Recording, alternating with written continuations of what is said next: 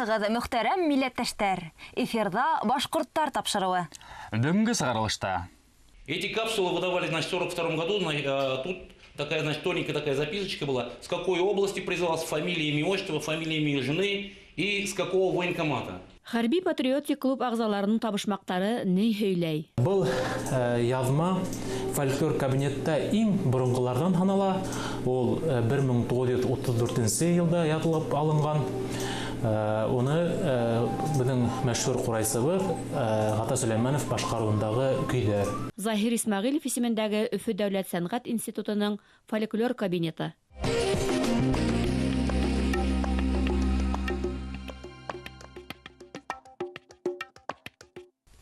Яшәү капсулаһы. Бөек Ватан һугышында һәр һалдат туш кеҫәһенә исем шәрифтәре яҙылған усҡа һыймалы гына тимер капсула йөрөткән.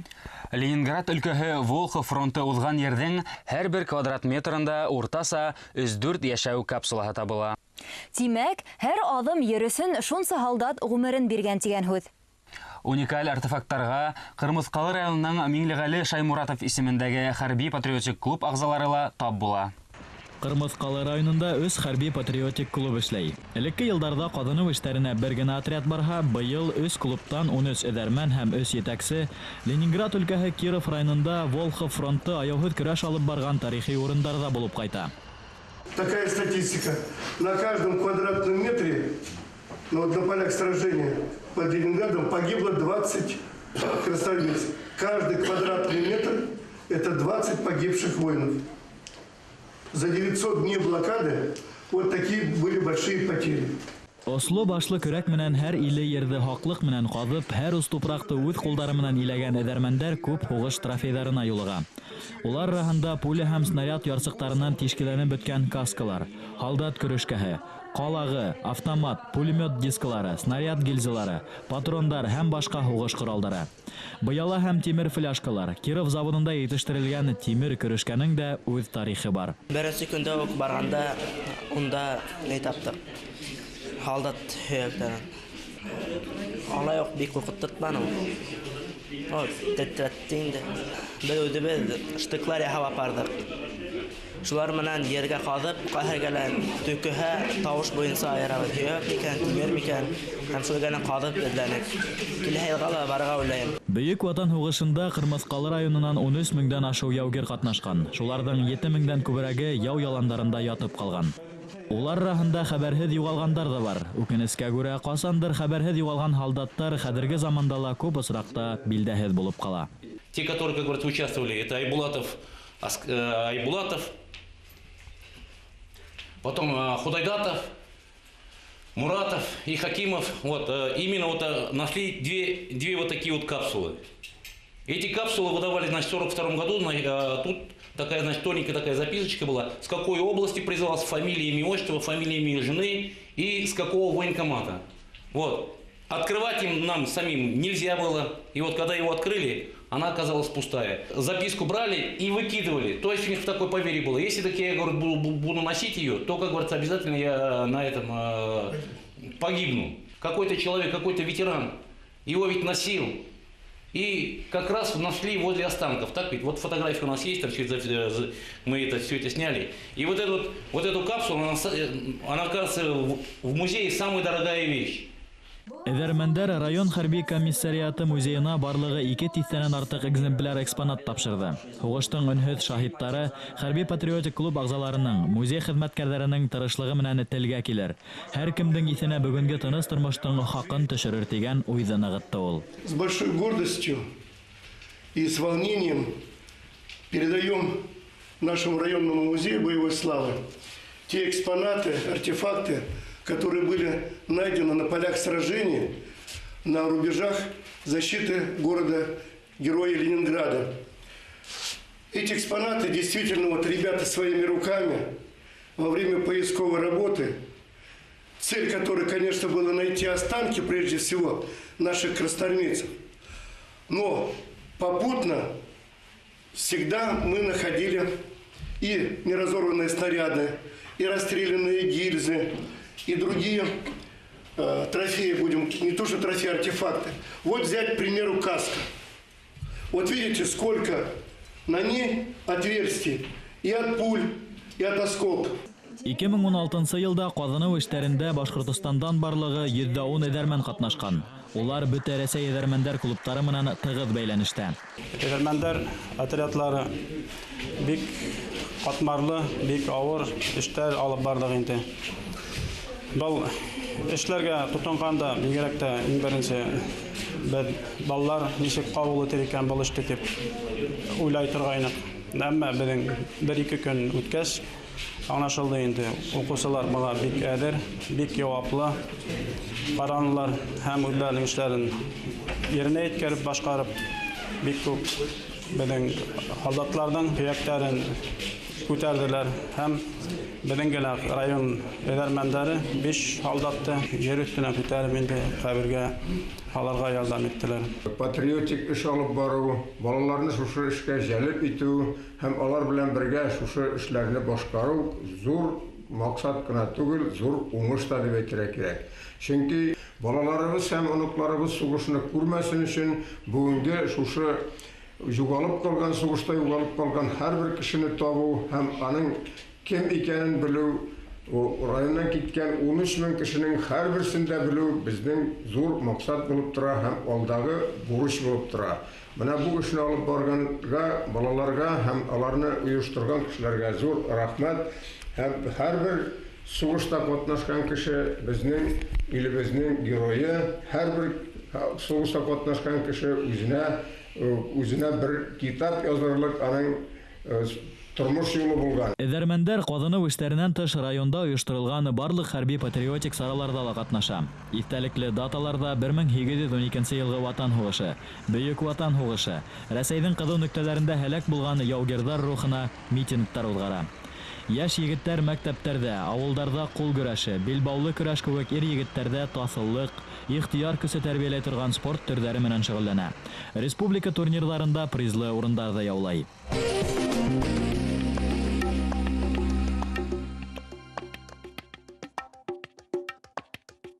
Моң дөньяһы. Заһир Исмәгыйлев исемендәге Өфө дәүләт сәнгать институтының фонотекаһы тураһында был һүҙҙәр. Ондагы иң борынгы язма 20-нче буат башына карай.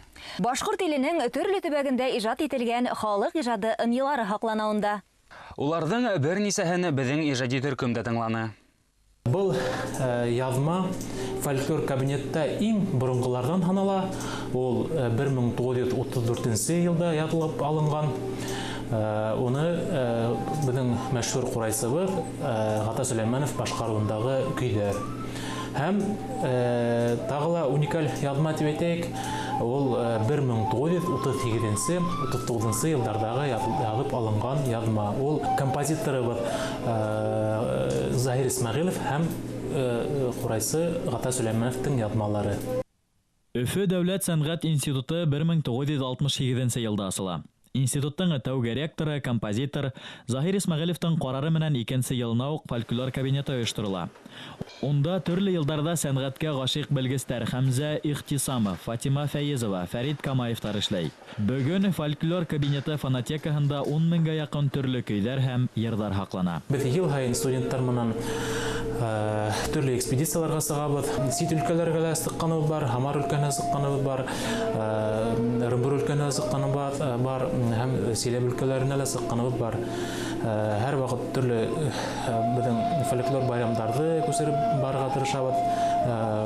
Йырсыларҙы, ҡурайсыларҙы, халыҡ ижады менән ҡыҙыҡһыныусы кешеләрҙе һәр ваҡыт ошонда беҙ яҙҙырып алып ҡалырға тырышабыҙ.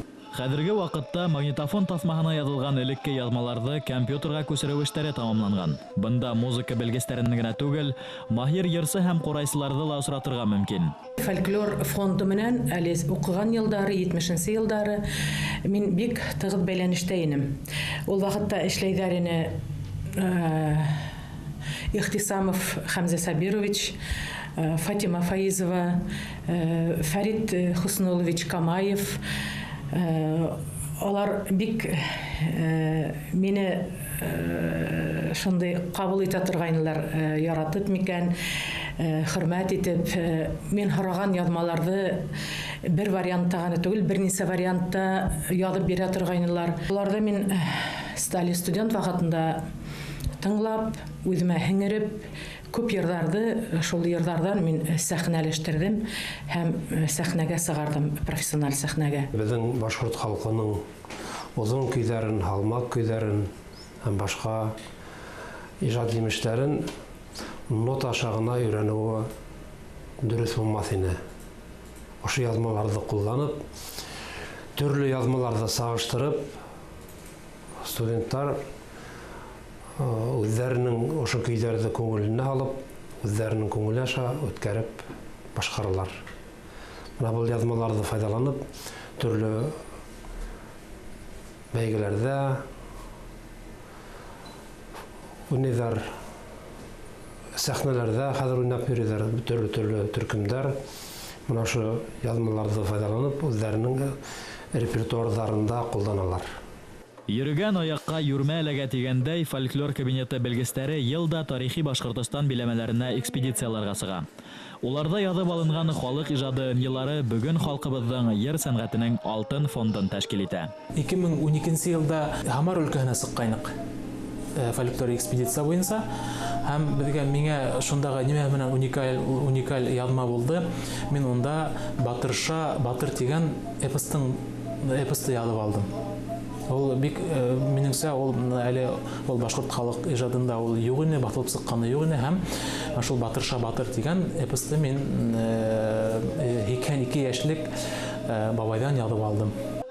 Күңелендә йыр, күкрәге тулы моң йөрткән яшьләр өчен фонотека олы табыш. Бында күңелең теләгән көйдә берничә вариантта һәм ноталары менән табырга мөмкин. Бұл Батырша көйі бұл фольклор кабинетта 69 елда язып алынган. Гата Сөләймәновтың шәхси архивынан тибетегенде язып алынган язма. Һәм 2008 елда ул Айрат Кубагышев уны күсереп язып алган инде. Һәм бүгенге көндә ул шул архивта һаклана. Һәм менә шул Батырша көйе нимә һәман уникальный һәм нимә һәман кызыклы. Ул башка Гата Сөләймәновтан башка бере лә уйналмаган.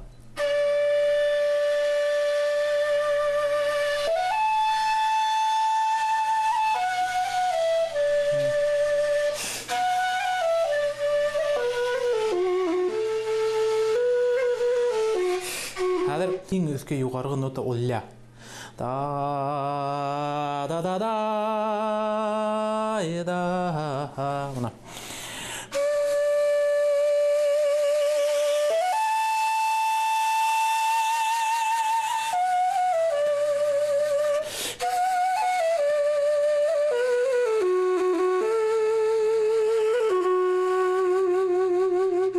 Ашо. Именно шул неде ляла ярыр керек, именно йырлар керек, именно шул неде сыгар керек. Ә һинең бер тавышың теге рыла, өстә ляла һинең бер төрле килә. Шуңа какой-то динамический не булырга тиеш мына. Ярһы булырга тиеш. Йеренә күрә йыры, йырына күрә көйе. Һәр йыр, һәр көй кадерләп һаклана бында. Халкыбыз күңеленең бетмәс һәм баһалап беткеһез хазинаһы милли байлыгы. Киләһе буыннарга аманат ул.